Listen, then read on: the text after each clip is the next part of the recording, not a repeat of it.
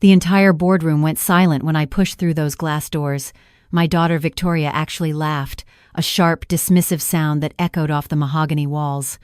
My son-in-law, Derek, straightened his expensive tie with a satisfied smirk. They thought they were looking at a defeated old woman who'd finally given up fighting. Then the bank's CEO, Mr. Richardson, looked up from the stack of documents. His face drained of color. He stood up so fast his chair rolled backward and hit the window. "Mrs. Whitmore?" his voice cracked. "Judge Whitmore? From the Hartwell case?" Every head in that boardroom turned. Victoria's laugh died in her throat. Derek's smirk vanished. Even their lawyer, some overdressed young man who'd been typing on his laptop, froze mid-keystroke. Nobody knew who I really was. They'd never bothered to ask. Let me back up. I need to tell you how I ended up here, sitting across from my own daughter while she tried to steal everything I'd built. It's a long story, but you'll understand why I did what I did. My name is Eleanor Whitmore, and for 35 years, I was a federal judge in the Northern District of Illinois. Not just any judge. I presided over some of the most complex financial fraud cases in the Midwest. I'd sent CEOs to prison. I'd dismantled Ponzi schemes that destroyed thousands of families. I'd written opinions that were cited in law schools across the country. They called me the calculator because I could spot fraudulent numbers in a financial statement the way most people spot typos in a letter. I retired 8 years ago at 67. Not because I wanted to, but because my husband, Robert, had been diagnosed with Parkinson's disease. Watching him lose control of his own body, watching this brilliant architect who designed buildings across Chicago become unable to hold a pencil, that was harder than any case I'd ever presided over. He'd been my anchor for 42 years. We met in law school at Northwestern. He switched to architecture after his first year because, as he put it, he wanted to build things up instead of tearing them apart. I loved that about him. I loved everything about him. I took early retirement to care for him. The court wanted me to stay, offered me reduced caseloads, but I couldn't do that to Robert. He'd supported my career through late nights reviewing briefs, through death threats from defendants I'd sentenced, through years of missing dinners and weekends. It was my turn to be there for him. We'd lived in the same house in Lincoln Park for 38 years. A beautiful brownstone that Robert had renovated himself when we were young and couldn't afford contractors. He'd restored the original woodwork, redesigned the kitchen, added a rooftop garden where we'd drink wine and watch the city lights. He loved that house. Even when his hands shook too badly to water the plants, he'd sit in that garden and smile. Our daughter Victoria lived nearby in a sleek high-rise in River North. She was 44, worked in pharmaceutical sales, made excellent money. We'd always had a complicated relationship. She resented my career when she was young, the missed recitals and parent-teacher conferences. We'd grown closer after she married Derek 12 years ago, or so I thought. Derek was 46, a financial advisor at a mid-sized firm downtown, handsome in that polished, practiced way. Perfect hair, perfect teeth, perfect handshake that lasted exactly the right amount of time. I ran a background check on him before the wedding. Old habits. Nothing alarming then, just a moderately successful career and a taste for luxury he couldn't quite afford on his own. Robert died 3 years ago. Pneumonia finally, after the Parkinsons had stolen everything that made him Robert. I held his hand in that hospital room and felt something inside me crack. Not break. I'd seen too much injustice in my career to break completely, but crack deep enough that I knew I'd never be quite whole again. Victoria came to the funeral, of course. Derek came too, wearing a designer suit and checking his phone during the service. My grandson Tyler was 16 then, quiet and observant. He sat next to me through the whole thing. He squeezed my hand when I couldn't speak during the eulogy. After Robert died, I felt untethered. The house felt too big, too empty, too full of memories. I started spending more time with Tyler. He'd come over after school and we'd cook dinner together, or I'd help him with his college application essays. He reminded me so much of Robert at that age. Thoughtful, creative, uncomfortable with his parents' superficiality. Victoria and Derek started visiting more often after the funeral. At first, I thought they were being supportive. But their visits had a pattern. They'd walk through the house, comment on how I was managing, suggest that maybe the brownstone was too much for me to handle alone. Derek would run his hand along the original woodwork, calculating.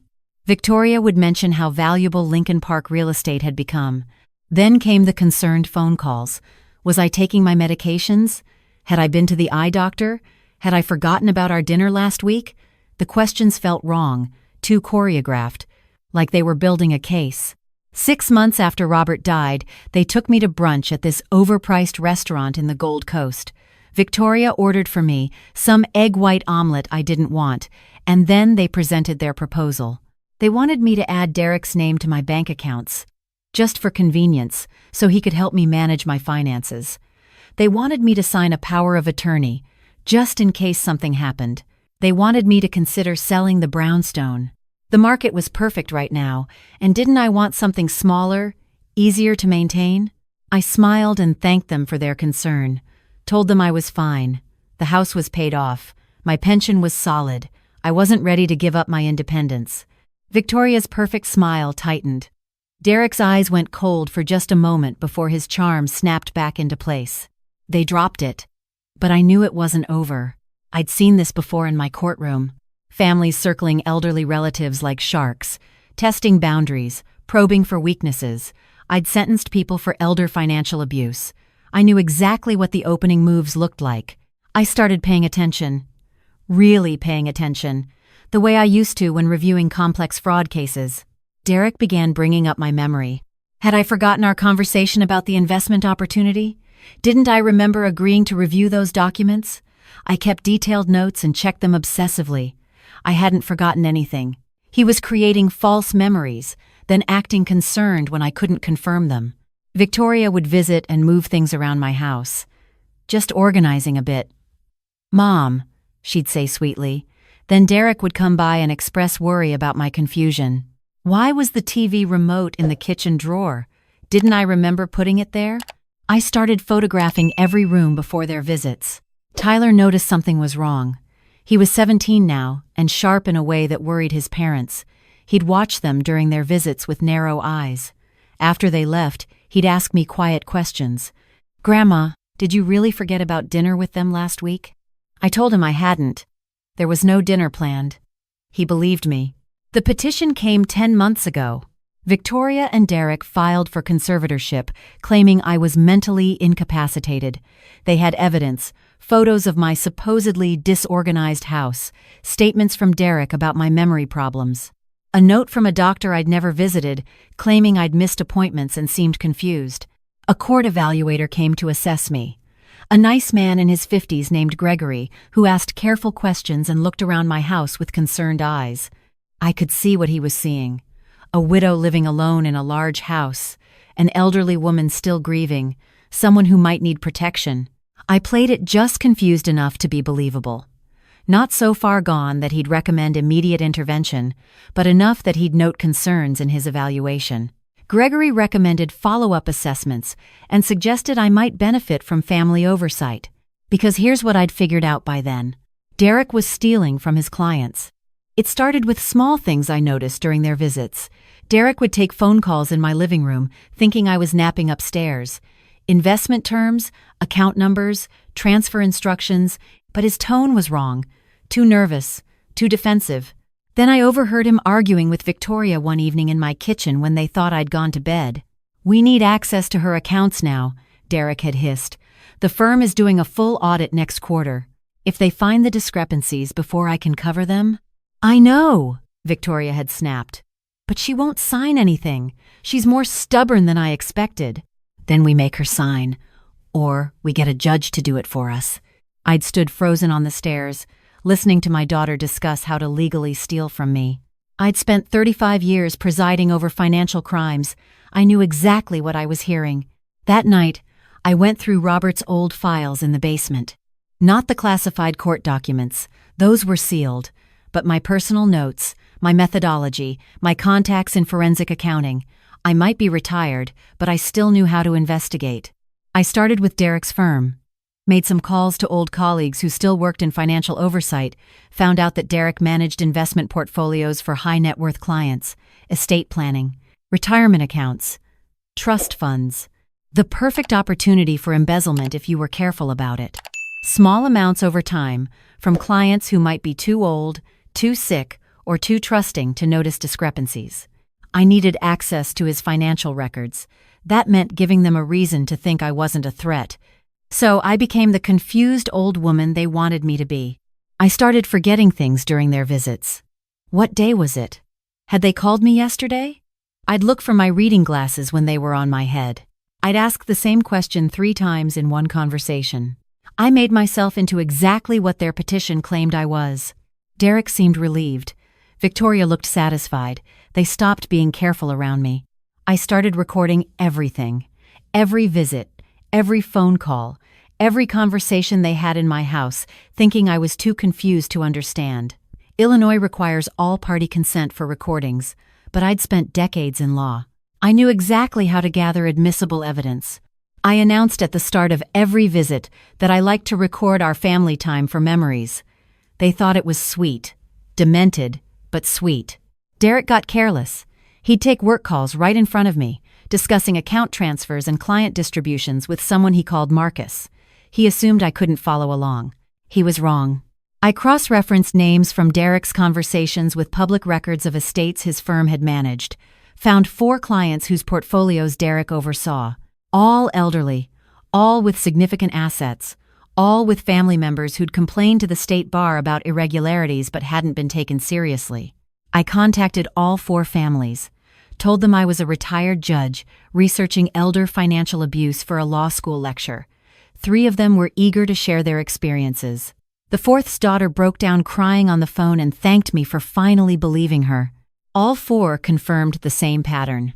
Their elderly relatives' accounts had been slowly drained through excessive fees, unauthorized transfers, and investments that generated large commissions for Derek while losing money for the clients. Total estimated theft, $1.4 million.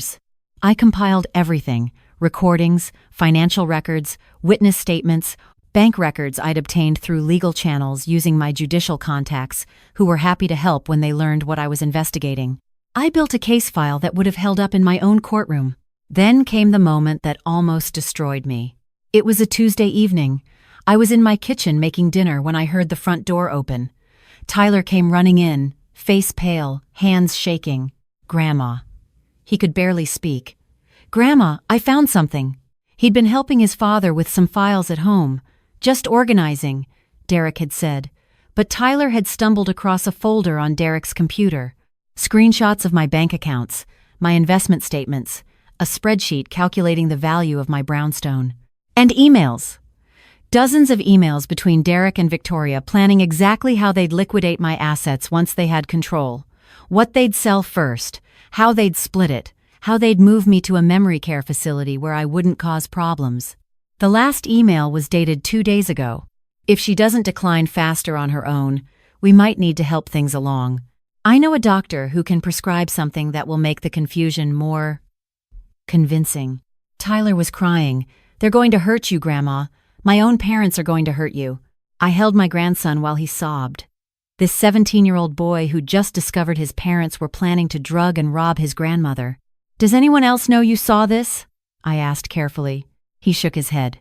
I copied the files to a flash drive. I didn't know what to do. I didn't know who to tell. I took the flash drive. "You tell no one. Not your friends, not your teachers, no one. Can you do that?" He nodded. "I'm going to handle this, Tyler. I need you to trust me. And I need you to keep acting normal around your parents. Can you do that?" "I'll try." That's all I ask. I called my old friend Beverly that night. Beverly had been a federal prosecutor for 30 years before retiring. We'd worked opposite sides of many courtrooms, and I respected her more than almost anyone in the legal profession. I told her everything. "Eleanor," she said when I finished, "you need to be very careful here. If they realize you're not actually confused, I know. They could accelerate their timeline. They could." "I know, Beverly. That's why I need to move faster than they expect." She was quiet for a moment. "What do you need from me?" "I need you to introduce me to someone at the SEC, someone who handles investment advisor fraud, and I need it done quietly." 2 days later, I had a meeting with Sarah Chen, a senior investigator at the Securities and Exchange Commission's Chicago office. I brought my case file. She reviewed it for 3 hours without speaking. When she finally looked up, her expression was grim. "Judge Whitmore, This is comprehensive. More comprehensive than most cases we build ourselves. But I have to ask, why didn't you just report this through normal channels? Because my daughter is involved. Because the conservatorship hearing is in 4 weeks. Because if Derek finds out I'm not actually incapacitated, they'll destroy evidence and I'll lose everything. Including my grandson, who's the only family I have left who hasn't betrayed me. Sarah nodded slowly. We'll open an investigation, but I need you to understand. This takes time. The hearing might happen before we can act. That's fine, I have a backup plan. The backup plan was the hearing itself. I spent the next 3 weeks preparing. I gathered more evidence. I documented every manipulation, every lie, every manufactured incident. I coordinated with Sarah's team, who were building their own case against Derek. And I practiced. I practiced being confused. I practiced looking frail and uncertain. I practiced being exactly what they expected. The night before the hearing, Tyler came to my house. "Grandma, I'm scared." "I know, sweetheart. What if it doesn't work? What if they take you away? What if I never see you again?" I took his hands. "Tyler, listen to me. I've spent 35 years making sure justice prevails. I've sent criminals to prison who thought they were untouchable. I've protected people who had no one else to protect them. Do you think I'm going to let your parents beat me?" He almost smiled. "No. Tomorrow, I need you to do something for me. When things start happening in that hearing room, I need you to stay calm, no matter what you see or hear. Can you do that?" "I'll try. And afterward, no matter what happens with your parents, know that I love you. Know that none of this is your fault. Know that you did the right thing by telling me." He hugged me tight. "I love you too, Grandma." The hearing was held at the Richard J. Daley Center downtown. Courtroom 2305. I arrived early, wearing my most grandmotherly outfit, a soft blue cardigan, simple slacks, comfortable shoes. I carried a worn purse and kept touching my hair like I wasn't sure it was in place. Victoria and Derek were already there with their lawyer, a smooth-talking man named Patterson, who specialized in conservatorship cases. They looked confident, relaxed. Victoria even smiled at me sympathetically, like I was already defeated. Tyler sat in the gallery, pale and rigid. The hearing began. Patterson presented their case. The photos of my disorganized house, the statements about my memory problems, the doctor's evaluation that I was mentally declining. Victoria testified. She talked about her concern for my well-being, how I forgot conversations, how I sometimes didn't recognize her on the phone. She actually teared up when describing how hard it was to watch her mother fade away. Derek testified. He expressed his deep commitment to protecting his mother-in-law's assets, his expertise in financial management, his willingness to sacrifice his own time to ensure I was properly cared for. Their lawyer called the court evaluator, Gregory, who testified about his concerns regarding my ability to manage my own affairs. Through it all, I sat quietly, occasionally confused-looking, sometimes staring into space. Once I asked my lawyer what day it was. Then it was our turn. My lawyer, Patricia, was 70 years old and looked like someone's sweet grandmother. She was also one of the most ruthless litigators I'd ever known. She'd argued before the Supreme Court twice and won both times. "Your Honor," Patricia said calmly, "the respondent would like to testify on her own behalf." "Objection," Patterson said immediately. "The respondent has been evaluated as mentally incapacitated. Her testimony would be unreliable." "Your Honor," Patricia continued, "we believe the evaluation was conducted under false pretenses. We also believe the court will want to hear directly from Mrs. Whitmore before making any decisions about her competency." Judge Harrison, who was presiding, looked at me. Really looked at me. Then his eyes widened slightly. "Eleanor Whitmore," he said slowly. "The Eleanor Whitmore? Judge Whitmore from the Northern District?" I stood up, and it was like shedding a costume. The confused old woman disappeared. I straightened my shoulders, met his eyes, and let him see exactly who I was. "Good morning, Your Honor. I apologize for the deception, but I needed certain parties to believe I was exactly what they claimed. Incompetent, confused, easy to manipulate." I turned to face Victoria and Derek. They needed to feel safe enough to incriminate themselves. Victoria's face went white. Derek half rose from his chair before Patterson grabbed his arm. Your Honor, I continued. For 35 years, I presided over financial fraud cases in federal court. I've reviewed more forensic accounting evidence than most investigators see in a lifetime. I know how to identify theft, how to document it, and how to build an airtight case. I pulled a thick folder from my bag, the same worn purse they'd dismissed as evidence of my decline. I'd like to present evidence that Derek Morrison, financial advisor at Sterling Wealth Management, has been systematically embezzling from elderly clients for at least 4 years. Total theft, approximately $1.4 million from 4 victims. Patricia, would you please distribute the documentation? Patricia passed copies to the judge, to the opposing counsel, and to the court reporter. Page 1 is a summary of the scheme. Derek targeted elderly clients with significant assets and no immediate family oversight. He charged excessive management fees, made unauthorized transfers to accounts he controlled, and invested client funds in vehicles that generated large commissions for himself while losing money for his clients. Derek was shaking his head. This is insane. She's clearly delusional. This proves exactly what we've been saying. Page 15. I continued calmly. Contains bank records showing transfers from client accounts to a shell company called DMV Consulting, LLC. DMV are Derek's initials, plus Victoria's. The company was registered in Delaware using my daughter's maiden name as the registered agent. Victoria made a choking sound.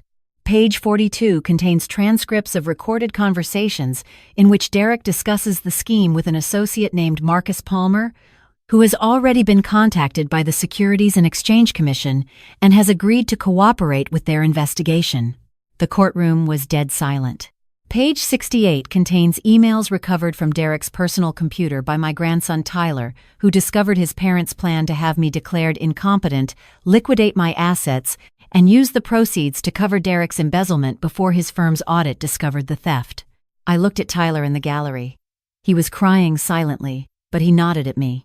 The final section of the documentation contains the emails in which Derek and my daughter Victoria discussed, quote, helping things along by having a doctor prescribe medication that would make my confusion more convincing. I turned back to Judge Harrison. Your Honor, I'm not asking you to take my word for any of this. The Securities and Exchange Commission has been conducting their own investigation for the past 3 weeks.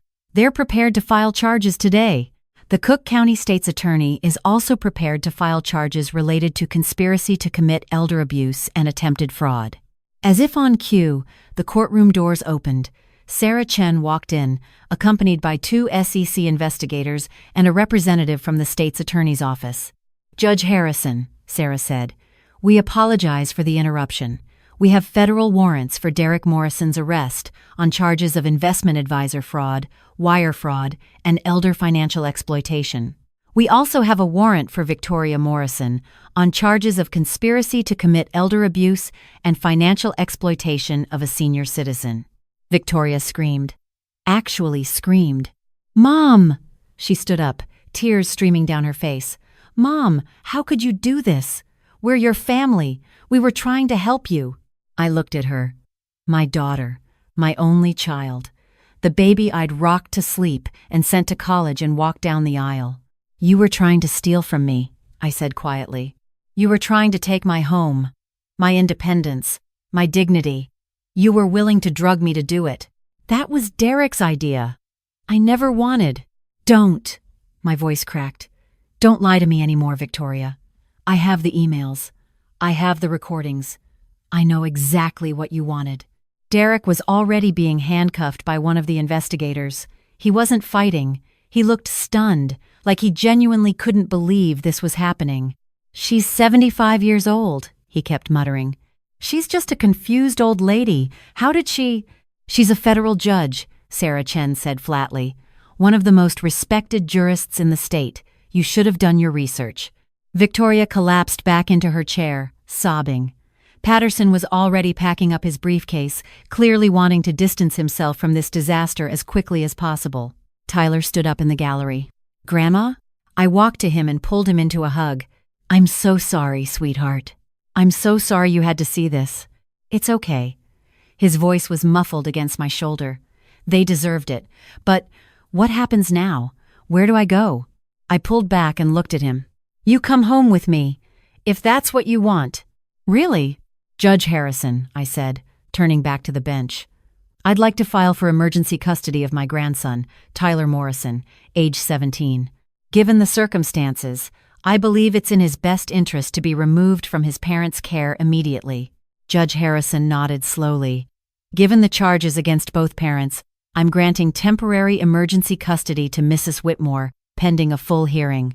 Tyler, is this arrangement acceptable to you? Tyler nodded. Yes, Your Honor. I want to live with my grandmother.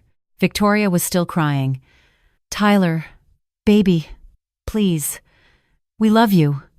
We were doing this for you. For your future. You were doing this for yourselves, Tyler said coldly.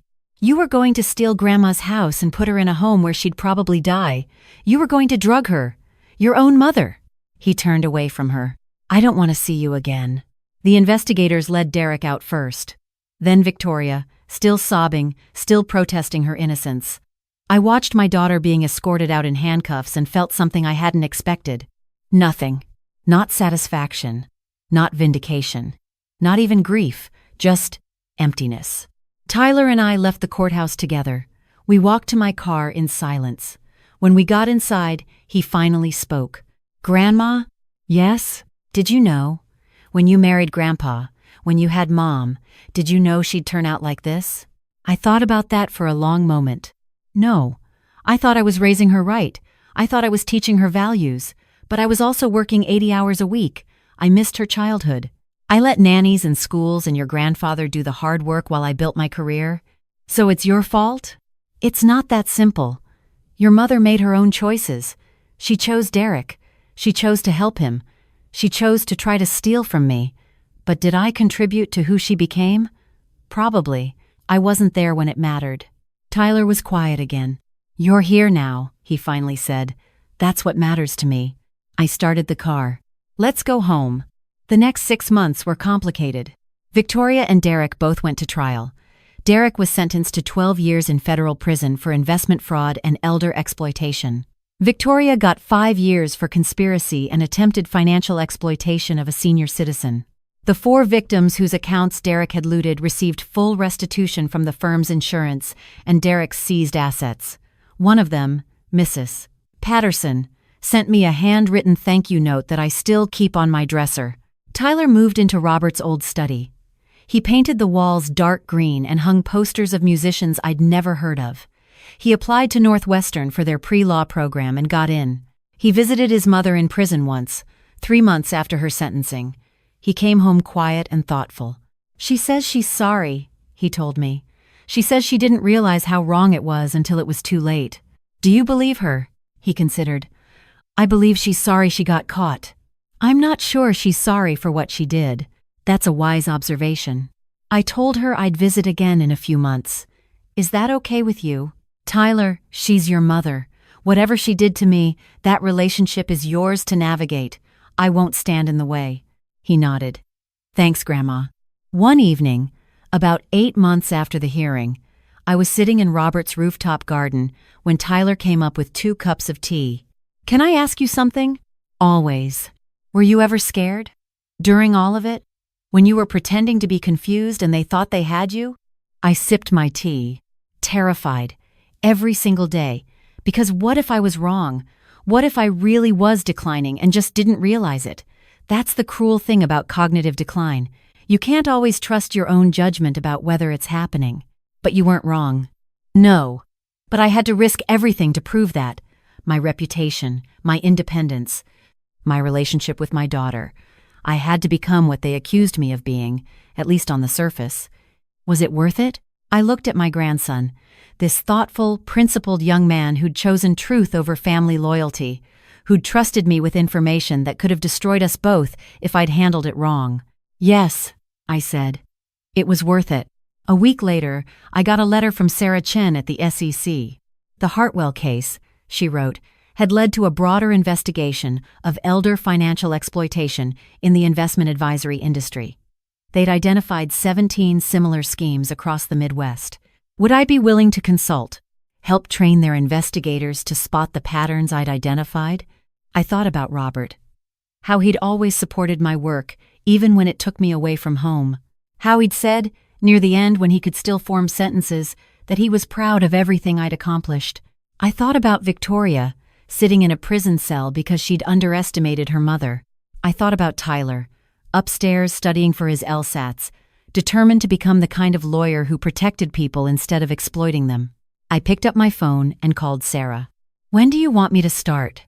Some people think getting old means becoming invisible. They think it means losing your edge, your relevance, your power. They see gray hair and wrinkles and assume weakness. They forget that age is experience.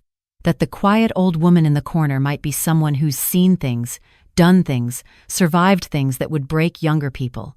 That silence isn't confusion. It's observation. That stillness isn't frailty. It's patience.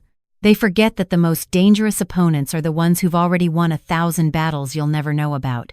My daughter forgot that. Her husband never learned it. They looked at me and saw an easy mark, a confused widow, a woman past her prime.